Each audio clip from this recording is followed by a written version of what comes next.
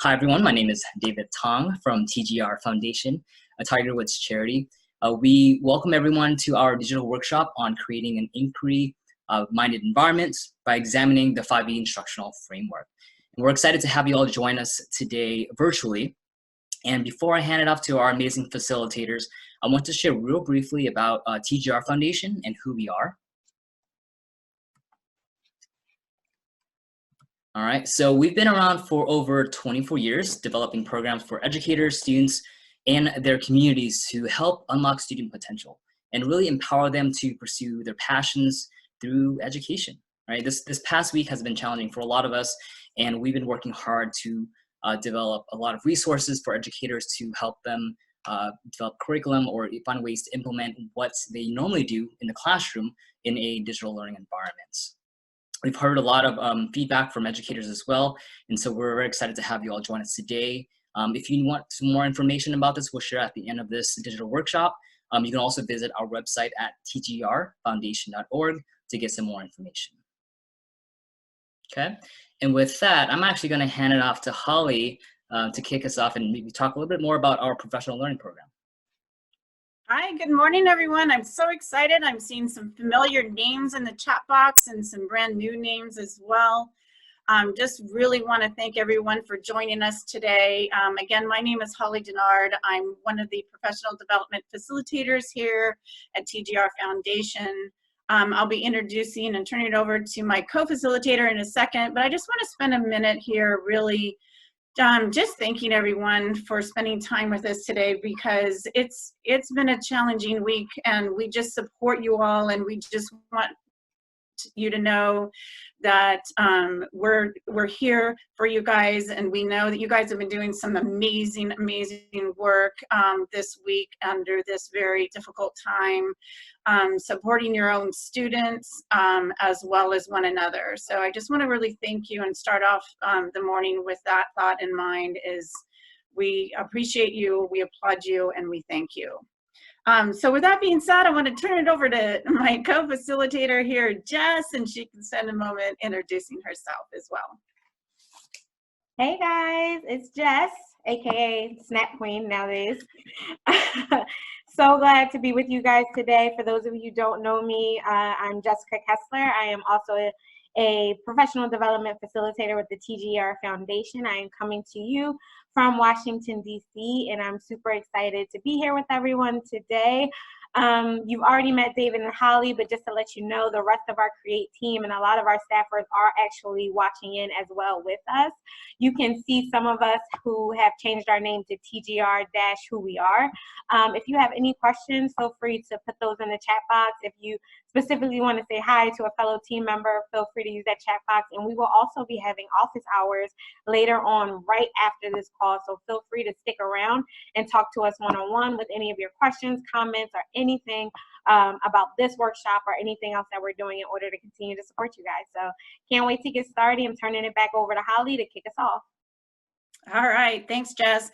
I also want to mention that we have the rest of our team also in different areas. We have Eric in Chicago, we have Jason in Philly. Again, Jess said she's in DC, and David, I are out here, and as well as John on the West Coast. So just want to let you know where we're all coming from this morning as well. So a little bit, just starting off with some norms this morning. If you haven't already, as David said, please take a minute to mute so that a lot of background noise does not get thrown into the mix. Also, we want you guys to have your cameras on. So if you do not have your cameras on, please do that so that we can see all of your smiling faces. And three, just want to throw this out. This is a digital workshop. We really want you guys to share out your ideas and thoughts, questions and comments in the chat box, as well as throughout the morning workshop. So last thing, if you are dialing in by phone, if you can please send us an email, your email in the chat box, so that we can keep you in the loop with any information or resources that we're going to be sharing with you. So if you're dialing in, please just send your email to us. And then last, we're going to be sharing a PDF with you guys in just a moment. It's a resource that you have throughout the workshop to refer to as far as our workshop goes. So starting off really quickly with our agenda, today we're going to be using a lesson from our TGR EDU Explore website, and it's on sensitive delivery. It's a we're going to have a collaborative activity. I'll explain a little bit more about that in a little bit, but we're going to be using the 5E instructional model throughout this workshop, which is demonstrated in this sensitive delivery lesson. And at the end, we're going to be sharing out a resource for all of you to take away with some great ideas, not only to start building into your own classroom lessons, but also to share with other co-workers and colleagues. All right, so with that being said, we're going to go ahead and get going with our engaged question for the sensitive delivery lesson. And that is, what are common issues associated with hospital food? All right, so we're bringing back all those wonderful memories about hospital food. But what we want you guys to do is to log on right now onto a site. It's called Mentimeter, and you'll log on by going into menti.com. And as you get into that site, you're going to use the code listed at the top of the screen here, 881210. What we're going to be doing is sharing our thoughts around these issues and with hospital food in a word cloud format. So you're going to be adding 1, maybe 2 words to help us describe what those issues are with hospital food. I see already we've got cold, yes, bland, oh, I love this, gross, no flavor. All right, processed, yuck. Okay, I really love all these great responses that we're having. Spend a few more minutes. Tasteless, boring. Oh, this is a good one, mushy. I do have to say though, I love the ice cream. I'm not sure. Maybe just so what happens to that ice cream, David, when it's delivered 2 hours after its intended time? You know what? That turns into a little, I don't know, milkshake or something, right? Yeah, there you go. All right, I love all of these responses. Terrible, unappetizing, no seasoning. I love how someone said it could be tasty. There was one hospital where the food was really good, and that was the only hospital I've ever had that experience with. So kudos for adding in the positive note. We see it. I also see, Jess, it's okay. Better than schools. Ouch. Yeah, hospital food can be better than some of our schools. Sorry to say, too. All right, so thank you guys. As we continue to put up a few more descriptive words here on our hospital food, we're going to keep that in mind as we move now into getting into that activity, the collaborative activity that we're going to be moving into breakout rooms in just a moment. David will give us more information, but I want to set the scenario for what we're going to be doing in our breakout rooms. The scenario is a hospital cafeteria has been receiving feedback from patients that their soup is cold and their ice cream has melted by the time it reaches their room. Because of this large size of the hospital and the fact that many people are in therapy when their food arrives, the hospital catering team would like us, meaning you all, to design a lunchbox that can keep the patient's hot food hot and their cold foods cold for up to 2 hours. All right, so in a moment, as I said, we're going to be moving into breakout rooms that David is going to help us facilitate. But once we're in our breakout rooms, you're going to see a Google slide. So on that Google slide, you and your team will be generating different ideas for this lunchbox that is going to help with our food issues in our hospital. On that slide, you can add words as well as images on your slide. We're going to spend about 15 minutes creating those that Google slide. And then you're going to be thinking and presenting as if you're going to deliver, or you're going to be pitching your idea to the hospital board or a hospital team for your design, all right? So 15 minutes to do that. So spend a couple of minutes once you get into your breakout rooms, brainstorming your ideas for this lunchbox. And then the rest of the time we're going to be spending actually creating our ideas on our design board. All right, so I'm going to turn it over to David right now so he can help us move into our breakout areas. All right, so this is going to be challenging and fun. At the same time, we got 61 awesome people in here. And so one of the great features about Zoom, and Jason Porter was able to share a little video on this past Tuesday that you can also find a link to on how to use Zoom for your classroom. But we're actually going to be breaking out into smaller breakout rooms using Zoom. So you'll see about 4 other people into your breakout rooms once I actually hit the button. So we again encourage you to turn on your camera at the time, unmute your mic, just have a conversation with your team. However, if for some reason you're not able to use the mic because of the setting you're in, you can use the chat feature to still communicate. You'll have, as Holly said, 15 minutes to work in your group.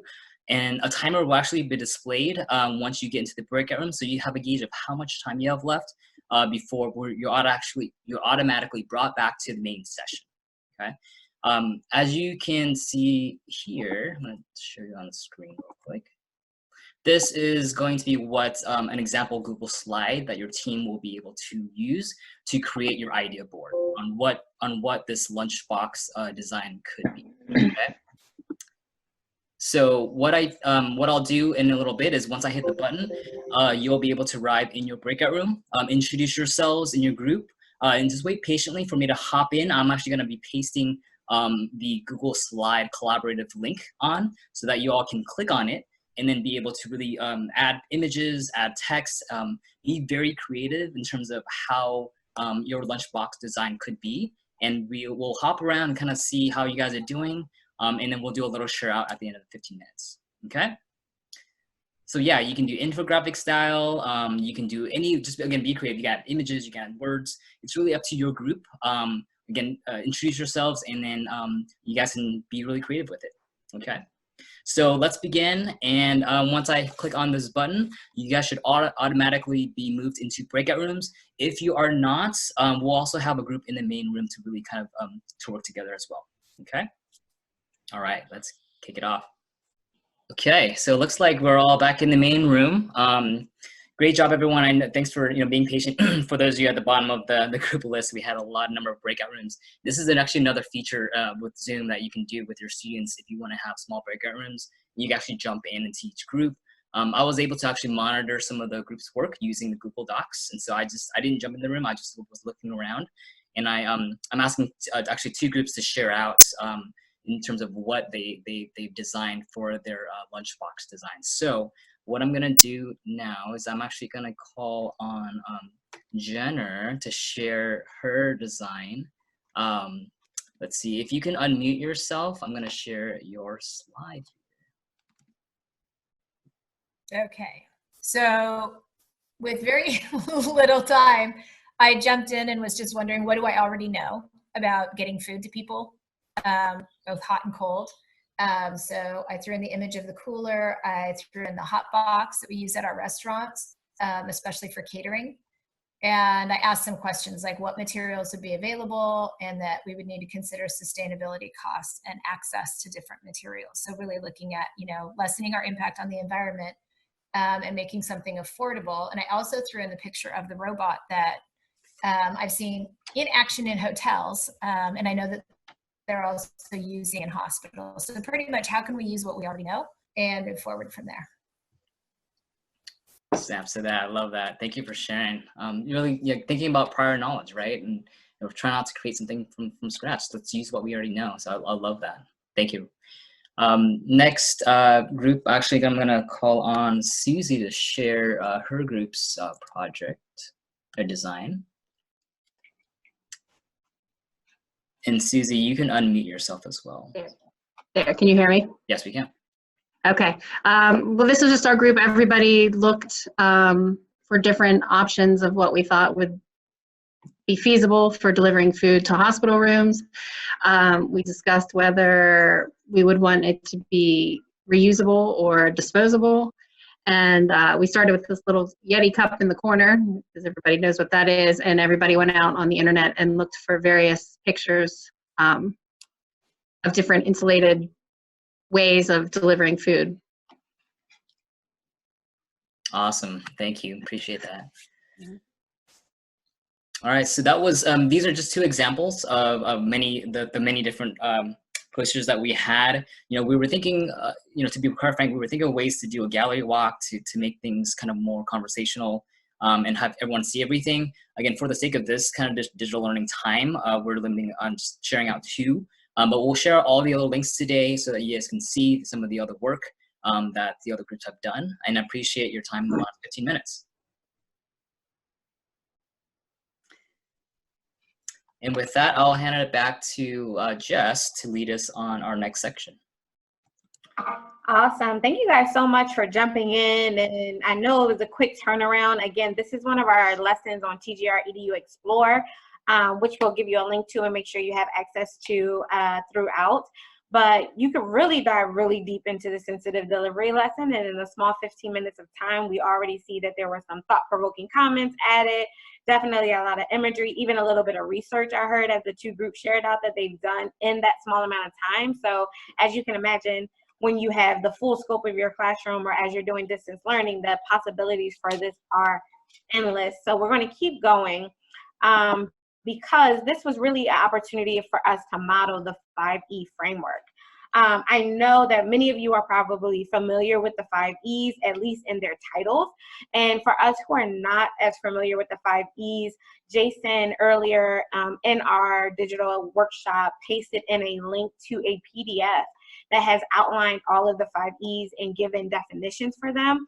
And we're going to talk about how what we just modeled really relates to that, but also use some resource sharing opportunities to really collaborate on different ways in which you can facilitate these 5Es, whether it's through distance learning or whether you're going back into the classroom or whether you're just thinking about your curriculum for next year already and want to put some of these different tools and strategies into practice.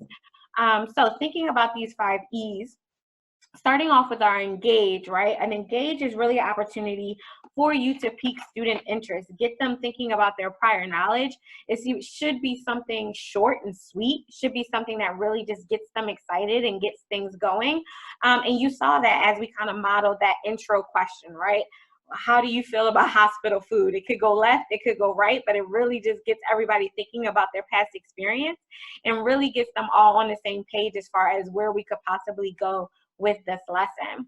Then we really got into an explore component where the explore is really an opportunity for students to investigate. What information do I want to know? What information do I need to know? And gives a little bit of time for them to do that in as many ways as possible. Creatively, you can assign those resources, you can allow them to investigate on their own, but it's just an opportunity to get them out there thinking about what they need to know. And we saw that as you guys really came together, use your prior knowledge, use some research time, and put together those idea boards, which was an excellent example of how you guys could explore.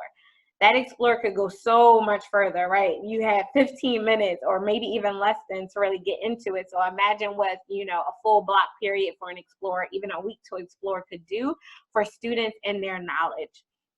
And also to explain, right? Explain really is an opportunity for students to make sense of everything that they're kind of putting together. Where does all this information fit? Now that I have my prior knowledge, now that I did some research, how do I put those pieces together? How can I learn from other peers and my teacher or facilitator of this lesson and put all of that together to really make sense? And they could do this by listening, discussing or even reading about the topic that you're talking about. So it doesn't have to be, oh, let's lecture now. That explain could be in so many different forms and fashion. And these are the 3 that we really, really honed in on as we modeled for you that sensitive delivery lesson. But 2 of the 5 E's that we did not see in the sensitive delivery lesson, just for sake of time, was the elaborate and the evaluate. So as you can imagine, the elaborate is really an opportunity for them to extend that learning. Now that they've made sense of everything that they've put together, how can they apply that knowledge to a real world example, to something really concrete, something functional?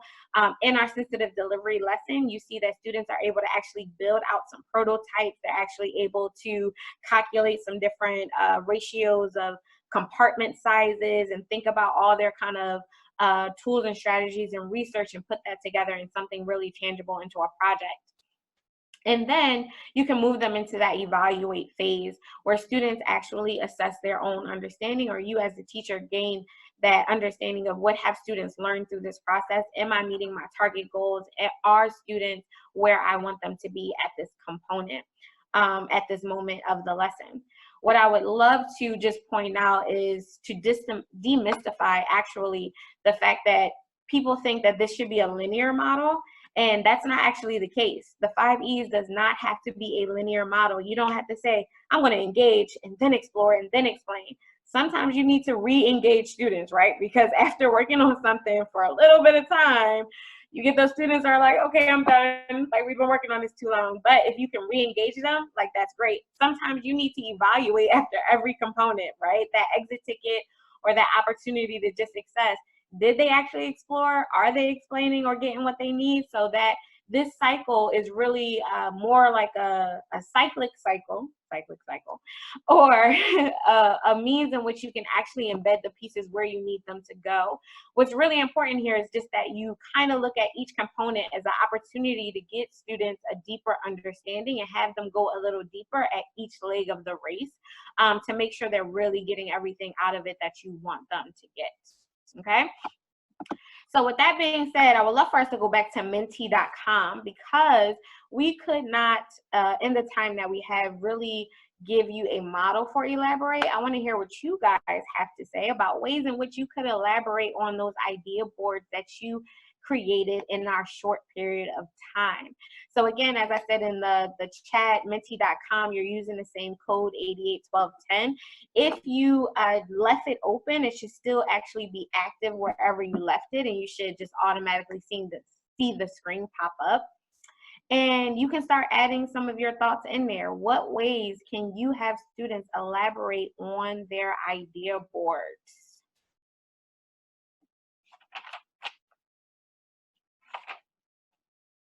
Love it. I see some answers flowing through, or we can all see some answers coming through. Connect words to images more completely. Absolutely, especially if you have more than 5 minutes to do this. Make a Flipgrid. Love that. We love Flipgrid. Good opportunity to have them use short descriptions. Excellent. Some real images. Or is that read images? I'm thinking that's real images, but let me know if I'm wrong.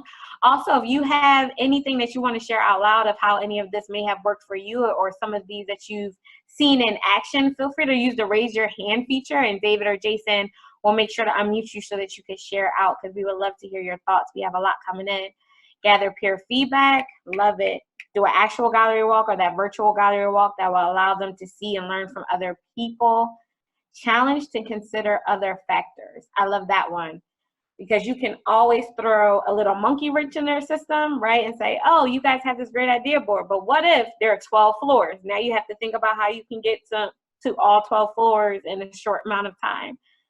That's great. Allowing students to be able to see other messages. Love it.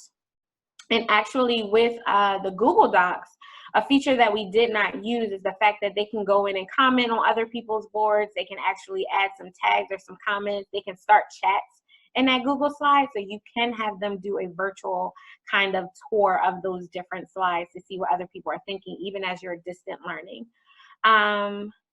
Awesome. Seeing some other one. Great think tank for design challenge. Awesome. Thank you for that feedback.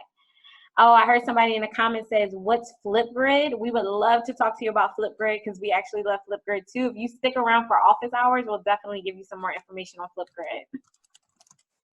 All right, I love all of these ideas. So as you keep those rolling in, I'm actually going to turn us to the next. And again, along the same lines, I want you to think about how could you assess or evaluate a project of this fashion, right?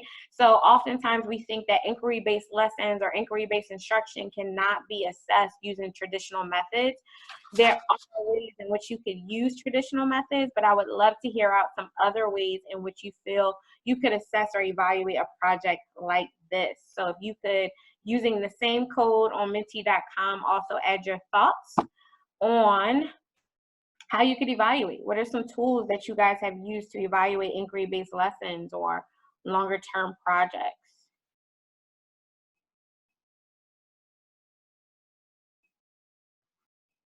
And again, if any one of you wanted to share out loud, feel free to use the raise hand feature. I saw some hands kind of come up and down, so just keep them up and then I'll call on you and we can share out loud. Keep them up. I want to hear from everybody. I didn't get to go into groups. Love it. I see rubrics. That was a big one. That's one I use often as an educator. Were rubrics. So if you have any questions or want to know more about how to develop rubrics to really assess learning, please feel free to message me separately. Come to the office hours. We could talk about it because I love rubrics. Exit ticket on SurveyMonkey. Love it. In Google Forms. Google has changed my entire perspective on learning when I was teaching. So I highly recommend Google and Google Forms, especially if you're using a Google Classroom. Use rubrics available on Buck Institute's website. Awesome. Thank you for that resource. We're going to add that to our bank and share that out as well. Buck Institute. Gallery walk. Awesome. Exit tickets. I'm seeing a lot of reflective discussion. Love that as well. There's definitely some resources that you can use to track discussions and help them kind of take ownership of discussions that they're having as well, so that you're not the only one leading those discussions out. Awesome. Jess, I wanted to add too, I really like this idea of self-reflection. Yeah. I think it's really important for students to think about their own learning as they move into that evaluate piece of the model, instructional model. Absolutely. Love it. All right. Thank you guys for all of these great ideas. We're going to keep this going, but I'm going to move on to the next slide because we want to use another tool and resource that I think will also be helpful to help us gauge some of this information. So just to kind of reiterate, the 5E framework is not us telling you, you have to use 5E. It's the only way to teach science. That is not what we're telling you at all. We're saying that this framework really has a lot of benefits, though, as you're thinking about how to plan lessons, not even in science or just STEM content areas, but in all content areas. And it's really a way in which to hone in on some of those 21st century skills like creativity, communication, collaboration, critical thinking. All of those really take the spotlight when you think of this 5E framework. So what I would love for us to do is really compile some resource sharing right now, and we're going to make sure you have access to all the things that come out of this. We're going to use a tool called Padlet. Hopefully some of you are familiar with Padlet. Jason is probably going to be, if he hasn't already, because I see the chats are rolling through, he's going to be pasting in a link to Padlet. I would love it if you could visit Padlet. You'll see that there are the 5 E's plastered across the top. And we would love it if you could go in. Hey, love Padlet. I love that. We would love it if you can go in and just add some tools or resources to each one of these 5 E's, whether it's things that you've done before, things you might be interested in doing that will really help us all to facilitate each of these components. For example, under Engage, you can add watch a video or do a mini demonstration. Whatever you know to do or would love to do, so that we can all kind of have a bunch of ideas. Even think about it in terms of digital learning right now, right? How could you engage students as you're distance learning, or how could you engage them when you get back into the classroom? As many as you want, and Dave is going to actually switch over soon so we can see them all kind of compiling up. And again, we will make sure you get all of these. Oh, look at all of these engages already. I love it. And I see a couple evaluate some Google Forms. Feel free to jump around, guys. You don't have to add everything to just one, but really give us as much as you can on all of these different ones, because we want to make sure that everyone has enough tools and strategies to last them a school year, right? As we think about this 5E framework. I love how somebody put in there to explain, use the Zoom breakout groups. Already using the tools and strategies that we've modeled today. That's amazing. Awesome. Self-reflection, Survey Monkey, love it. Under evaluate, peer critique under evaluate, love it. Google Forms, again, completely a proponent of this. I love this. Small groups. David, if you're seeing things that I'm missing, feel free to share those out as well. And again, guys, if you have any stories that you would like to tell us really briefly about how the 5E framework has worked for you, or what you want to try with the 5E framework, please use that raise hand feature, because we would love to hear your voice as well as see your face during this time as everybody's kind of populating their ideas in. Targeted reading, love that under explore. Jess, I like the scavenger hunt under explore. Nice, I love that too. I love that. Awesome. Awesome, I love the elaborate, make a video, right? Students love seeing themselves on anything. So if they can use those phones or laptops in a constructive way, think it's worth a shot. Oh, I love how to engage. Somebody wrote STEAM challenges. That is awesome. And our team, as a Create team, always start things off with some kind of inquiry challenge when we do our in-person workshops. So we would love to touch base with you. If you need any ideas for inquiry challenges, feel free to let us know. We will definitely connect with you on that. WebQuest, I love WebQuest, to explore. Google Hangouts, to explain. I have not used Google Hangouts in the classroom, so I would love to hear if anybody has, or how that has worked out for you guys. Yeah, I'm loving how all these different tools are being shared across all the E's. It's not just always engage, right? It's not always explore. There's different ways to apply these different technology tools in elaborate, or even other strategies, right? And these other types of E's.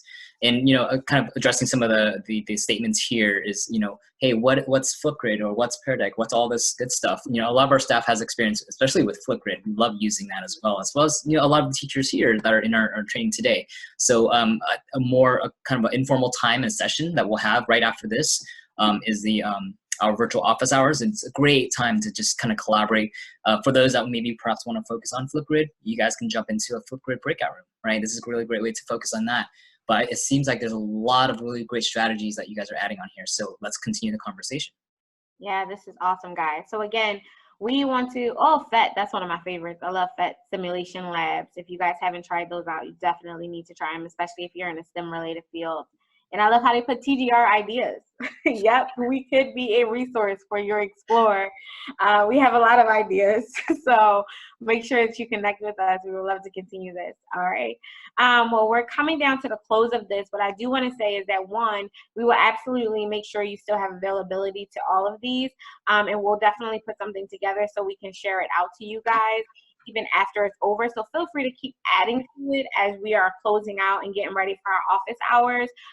Continue to add to it. I know there are a couple of elaborates that I want to add to that list, so keep adding to it as we go, and we'll make sure that everybody has some access to see a copy of all the results that came in. And hopefully you'll be able to use some of these ideas as you are developing new curriculum, thinking about refreshing something, thinking about what distance learning looks like for you and your students during this time, or just thinking ahead, right? Or thinking about going back into the classroom. Once you get back into the classroom, how can you get students re-engaged almost immediately so it doesn't feel like you've lost too much time or too much connection? So all of these are wonderful ideas. I'm actually going to turn it over to David at this moment, and he's going to take us back to our slide deck, but he's also going to close us out with some ways in which we can stay connected and also just continue that resource sharing during this crazy time. Yeah, so thanks, Jess, for sharing that. All of this information is still going to be up there, the Padlet, all that good stuff. We'll share it in a resource sheet for you all to access. So it will be a great opportunity to kind of reflect on what we just did in the past hour. But I do want to share a few things for us to continue staying connected, right? There's many different ways to learn with us as well, with other educators in this next few weeks. So definitely, and beyond, right? Not these 2 weeks. So we will have these office hours, as we mentioned, right after this webinar. Again, take a little stretch break. We spent a solid hour kind of going through this. We also will have future, digital workshops on our website. So you can actually go on YouTube and search for TGR Foundation, and you'll find a series of videos. We actually have, as mentioned earlier, a lot of STEM and college access and many other resources for our families and communities at tgreduexplore.org.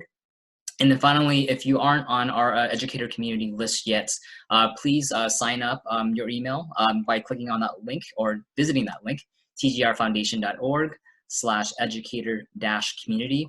And we'll be sharing out in the upcoming weeks on topics for things like educator self-care, additional instructional content, and information on our virtual Create Cafe. So a space to really reflect on practices from the week and gain additional support from the TGR EDU Create staff. And then lastly, we love to hear your feedback about what you learned in this past hour, and perhaps some ideas and suggestions to help us really tailor our educational trainings and offerings to you all out there. So Jason will be pasting a link to the survey in the chat box, and we'd love to hear all your feedback. Okay. And with that, again, we appreciate your time today and joining us with this large group of educators. It's been awesome and exciting. Definitely want to continue the conversation. So please stick around if you can. Don't forget to take a stretch break. And thanks for coming out. Take care. Thanks, guys. You guys were awesome. Thanks for jumping in.